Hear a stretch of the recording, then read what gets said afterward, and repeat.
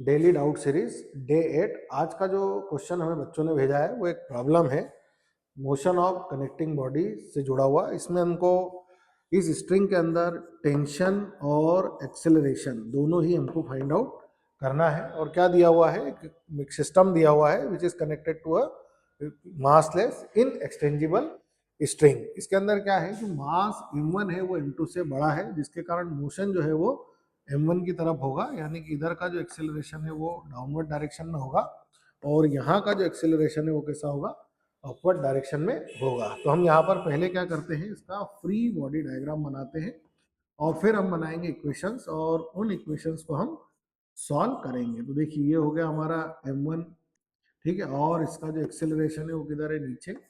So total mass कितना हो गया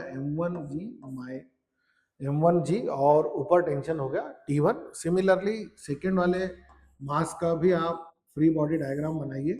ये देखिए यहाँ पर आप, ये हो गया आपका m2g और ये हो गया आपका टेंशन T, और यहाँ पर जो एक्सेलरेशन का डायरेक्शन होगा वो क्या होगा, ऊपर की तरफ होगा, क्योंकि वो मास हल्का है तो ये मास जो है वो भारी है। दोनों के लिए अपन एक इक्वेशन तैयार करते हैं।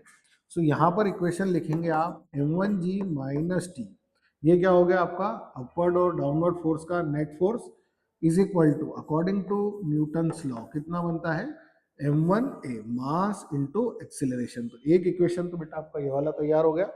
और जो दूसरा इक्वेशन है वो ये देखिए, यहाँ पर आप इक्वेशन लिखेंगे t minus m2g, again this is net force, upward force minus downward force, and m2a this is net force by Newton's law. तो यहाँ से अगर आप इन दोनों इक्वेशन को सॉल्व करेंगे so you will get acceleration and tension. दोनों चीजें आपको इन दोनों इक्वेशन को सॉल्व करके मिल जाएंगी। दो इक्वेशन है, दो अननोन है। अगर आपको इस तरह के और भी डाउट आते हैं तो आप हमको व्हाट्सएप कर सकते हैं, कमेंट बॉक्स में भेज सकते हैं।